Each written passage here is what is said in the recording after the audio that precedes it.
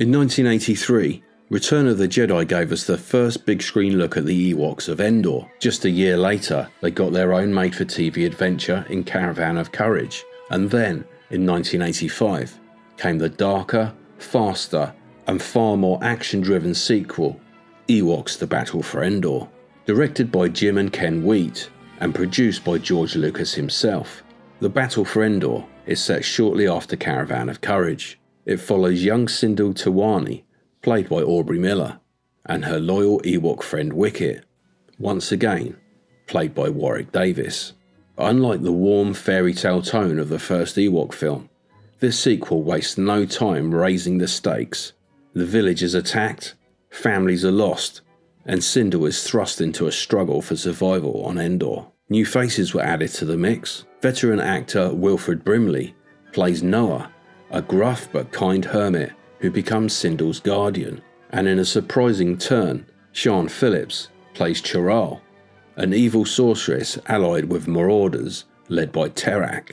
Together, they bring a darker, almost fantasy-like element into the Star Wars universe, and something fans hadn't quite seen before.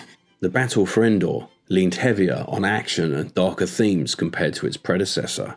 The marauders raid the Ewok village, entire families are wiped out in minutes, and the stakes feel far greater than before. It's part Star Wars, part sword and sorcery, and all filtered through the lens of a 1980s family adventure. The film wasn't released theatrically. In the US, it aired as a TV special.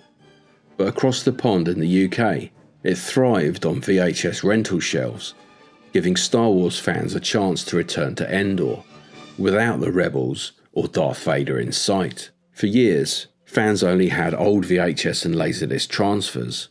It did see a DVD release in the early 2000s, bundled with Caravan of Courage, but since then, no Blu-ray or 4K has followed.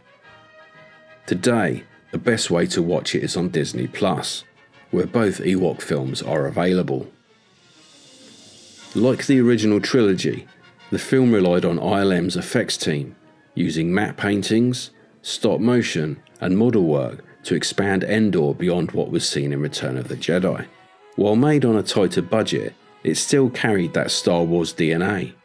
Miniature sets, practical costumes, and just enough movie magic to pull younger fans into the adventure. The music, composed by Peter Bernstein, takes inspiration from John Williams' original themes, whilst adding its own whimsical adventurous identity, anchoring the film somewhere between space opera and fairy tale. At the time, The Battle for Endor was often dismissed as a kids-only spin-off, but in hindsight, it stands as a fascinating piece of Star Wars history. It gave Warwick Davis one of his earliest starring roles. It experimented with tone and genre in ways the saga wouldn't revisit until decades later, and it kept the galaxy far, far away alive in between the mainline films.